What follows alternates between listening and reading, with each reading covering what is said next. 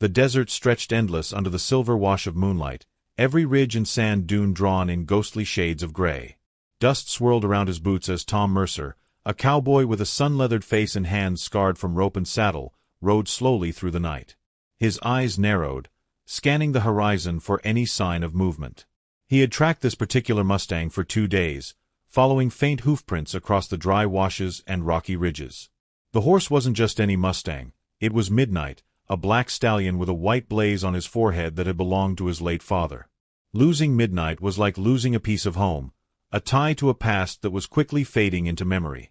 The wind whispered across the mesas, carrying the smell of sagebrush and distant campfires. Tom adjusted the brim of his hat and squinted into the darkness, trying to catch a silhouette against the pale moon.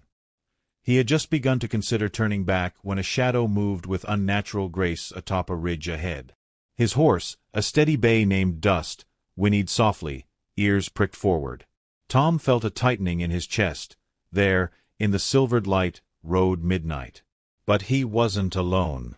A girl, no older than 16 or 17, sat astride him, her posture balanced and calm, unlike the wildness of the horse beneath her.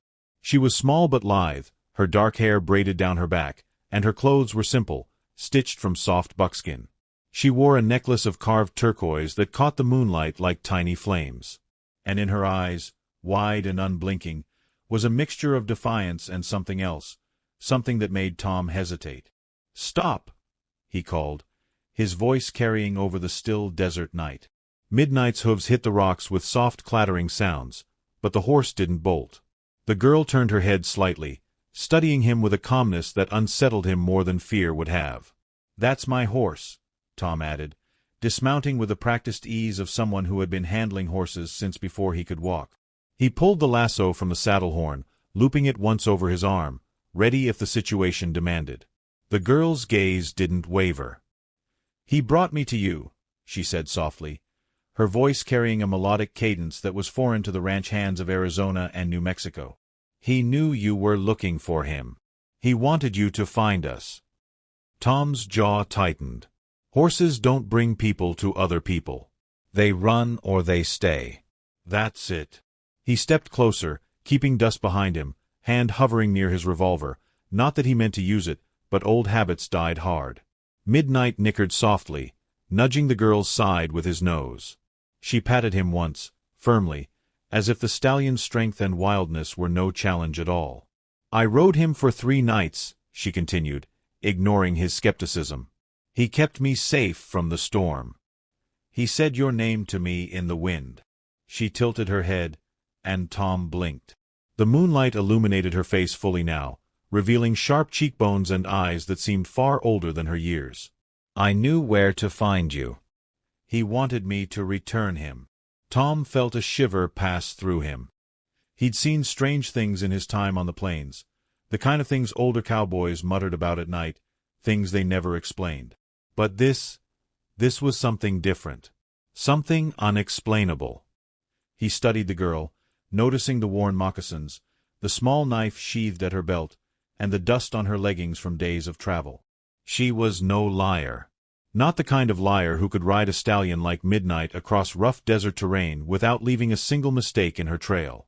"Why would a Mustang lead you to me?" he asked finally, his voice softer. Curiosity was winning over caution, though only slightly. The girl smiled faintly, a mysterious tilt of her lips. "He said you would know what to do, that you wouldn't hurt him, that you'd understand." She swung herself down from the horse with a fluid motion that reminded Tom of a dancer, landing lightly on the rocky ground. Midnight shook his mane, pawing at the dirt, restless but calm near her. Tom exhaled slowly. "Well, if that's true, then maybe we're past the talking part. Let's see if I can get him home without either of us ending up hurt." He gestured for her to step aside, but she didn't move. Instead, she leaned back on her heels, watching him carefully. "You don't understand," she said. "He isn't just a horse. He's a guide." Tom snorted. "A guide? He's a horse. He can't speak or think like a person. He eats grass, he drinks water, and he runs when he wants to." The girl's eyes narrowed. You think he just runs? She challenged. He chose me when I needed him most. He chose you too. That is the way of spirits and horses in my people. He shows the right path, even when you can't see it. Tom's eyebrows rose. He had heard whispers of Hopi legends, stories told by old settlers and travelers, of spirit horses, guides that moved between the world of men and the unseen. He had always chalked them up to superstition. But standing here in the still desert night, facing a girl who rode his stolen Mustang as if they had shared a single mind, doubt crept in. You gonna tell me your name? He asked, letting his lasso drop to his side, trusting the girl for the first time in hours. Lami, she said. And you are? Tom Mercer. He offered his hand cautiously. She shook it, her grip firm and deliberate. Tom noticed a tiny scar on her wrist, a thin line that spoke of a fall or accident he would have expected from anyone riding a wild stallion alone.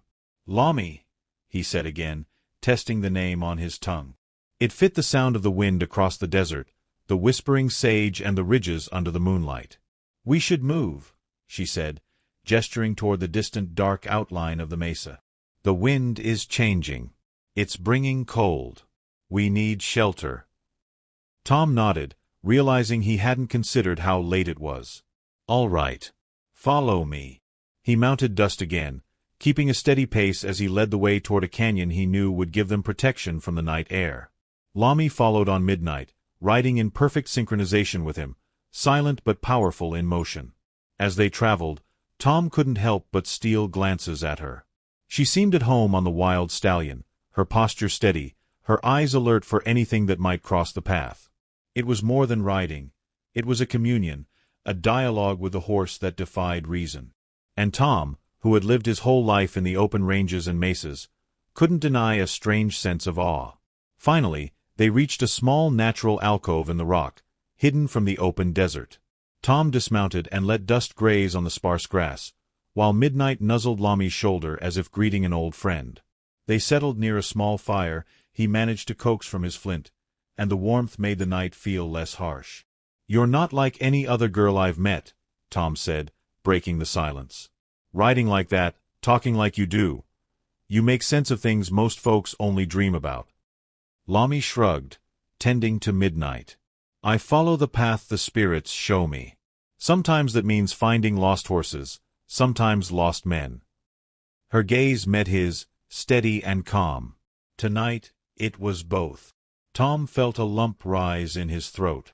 He realized that the desert, the cold wind, the endless nights spent tracking a horse, had all led him here.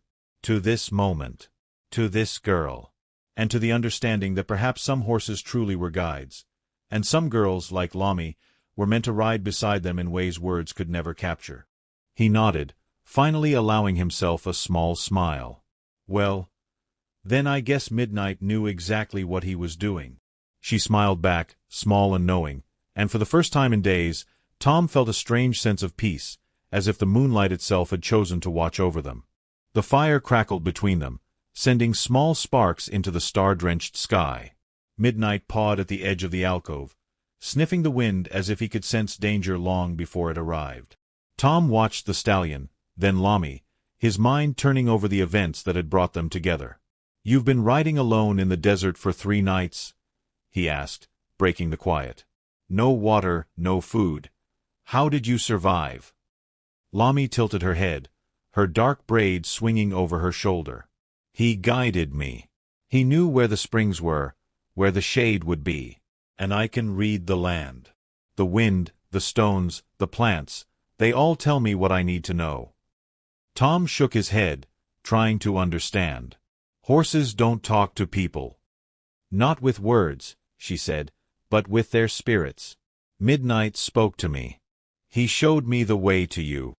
Tom exhaled slowly, staring into the fire. He had spent years taming wild horses, breaking stubborn stallions, and guiding them across the open plains. He had always respected them, but this was something else entirely. He couldn't argue with the truth of it.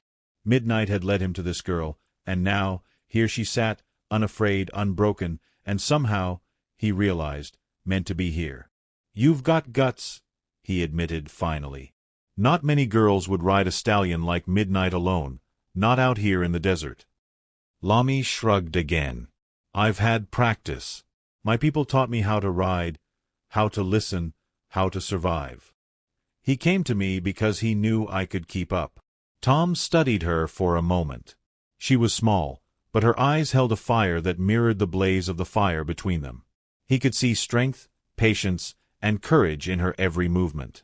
And then there was Midnight, standing quietly nearby, his dark eyes reflecting the flames, as if he were silently approving of her words. "Where are you from?" Tom asked after a pause. "The Hopi mesas," she said. "I was visiting relatives when I saw him. Midnight. He ran past the village, wild and free. And I followed him." Tom nodded, piecing together the story. "You followed a wild stallion for 3 nights, in the desert, just to find me?" "Not just you," she said, brushing her hand over the stallion's mane. "Him. Midnight. He needed someone who would understand. Someone who wouldn't just take him, who would know he is more than a horse." Tom ran a hand over his jaw, feeling the tension of the last few days slip slightly. He had been angry, frustrated, and desperate when he lost Midnight, but now, looking at this girl, he felt something new. Trust, almost instinctively. "All right," he said finally. "We've got some miles to cover before dawn if we're going to get back to the ranch. He's yours to ride for now, I guess.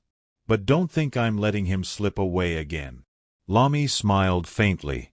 "I wouldn't dream of it. He brought me to you, and I intend to return him safely." They saddled their horses and set off under the pale moon, the quiet desert stretching endlessly around them. Midnight walked beside Dust as if they were old companions reunited, and Lami rode with a confidence that made Tom's chest tighten with respect. The wind carried a chill, but the warmth of the fire lingered in their spirits. As they rode, Tom couldn't help asking the questions that had been gnawing at him. "You really believe he led you to me? That he knew me?" Lami looked over her shoulder, eyes shining in the moonlight. "I don't believe. I know. He's a Mustang with a purpose. Some horses are like that. Some horses choose." Tom let the words hang between them, thinking of Midnight's black coat gleaming under the silvered light, the white blaze on his forehead shining like a mark of destiny. It was hard to argue with that, and harder still to deny the way his heart had eased the moment he saw her riding the stallion. Hours passed. The desert slowly began to show the first hints of dawn, and the jagged shapes of mesas and buttes turned from gray to a pale lavender. Tom led them carefully, knowing the rough terrain and hidden washes could easily throw even a steady horse off balance. Lami kept Midnight steady, the stallion responding to her with a soft nicker now and then, as if acknowledging her guidance. "You should tell me about your people," Tom said finally, breaking the silence. "I know a little about the Hopi, but not enough." Lami's face lit with a quiet pride. "We live with the land, listen to it. The horses, the animals, the wind, the sun, they all speak to us. Every person has a path, and every animal has a purpose. Sometimes those paths cross." Tom nodded. He knew about crossing paths. His life had been full of accidental meetings, lost opportunities, and the occasional lucky turn. But this felt different. He felt like Midnight hadn't just been stolen and found. It felt like the desert itself had arranged this meeting. They came to a narrow canyon where the morning light hit the rocks in warm gold and pink tones. Tom slowed Dust, and Lami guided Midnight to a stop beside him. In the canyon, a small spring bubbled quietly, fed by a trickle of water running from the cliffs above. Tom dismounted, letting Dust graze, and watched as Lami carefully unsaddled Midnight. The stallion shook his mane, then nuzzled her as if thanking her for the ride. "He's yours to guide," Tom said quietly. "I think I understand what you mean about him now. Maybe he really did choose you tonight." Lami looked at him, eyes calm but thoughtful. "It's not about choice," she said softly. "It's about trust. He trusts me, and I trust him. He trusted me to bring him to you.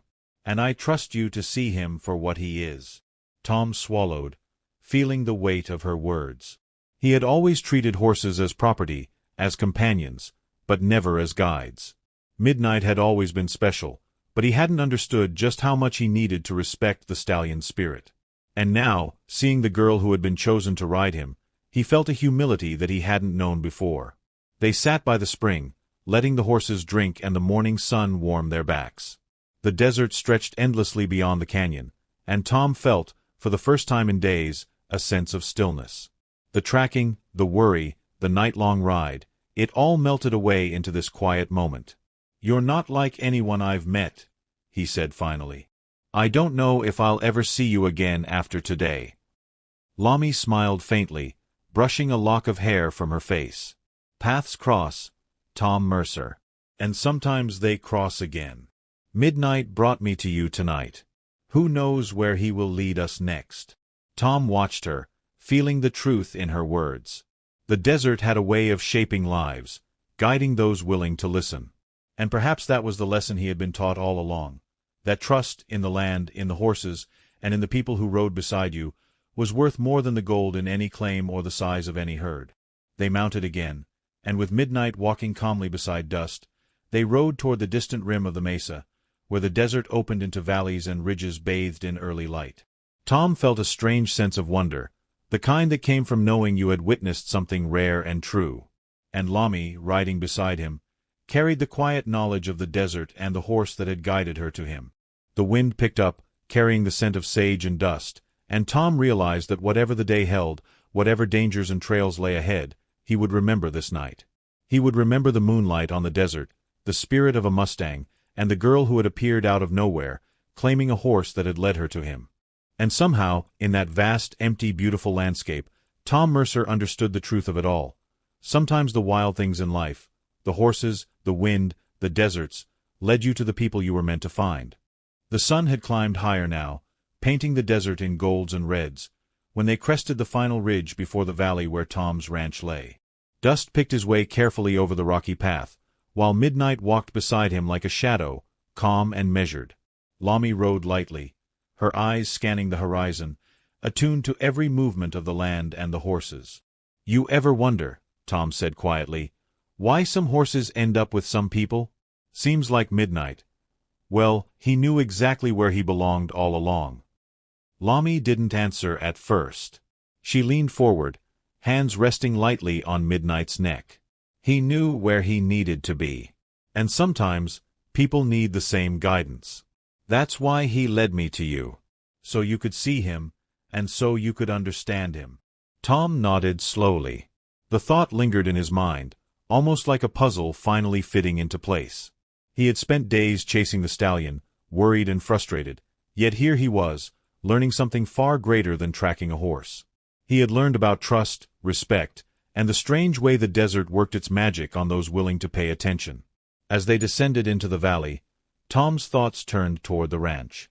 He had been afraid Midnight wouldn't forgive him for losing him, that the stallion's spirit had been damaged, but the sight of Lami riding him had shown otherwise.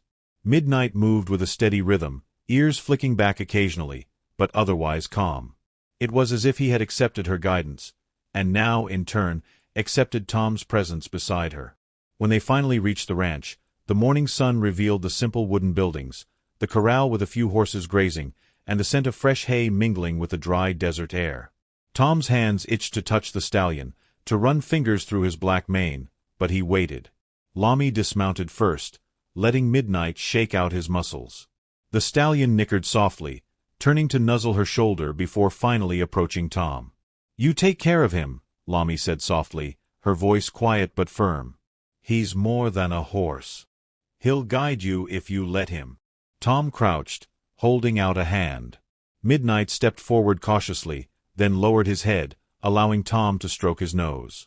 He felt a shiver of recognition pass through the stallion, the bond between them reaffirmed in that simple touch. "I will," Tom said, his voice low. "I promise." Lami smiled faintly, then turned to face him fully. "You know," she said, "I can't stay.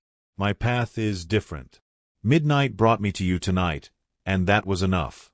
But I'll always remember this ride." Tom felt a pang of disappointment, but he also understood. She was a desert spirit, a girl tied to the wind and the land, and she didn't belong behind a ranch fence or in the confines of a single place.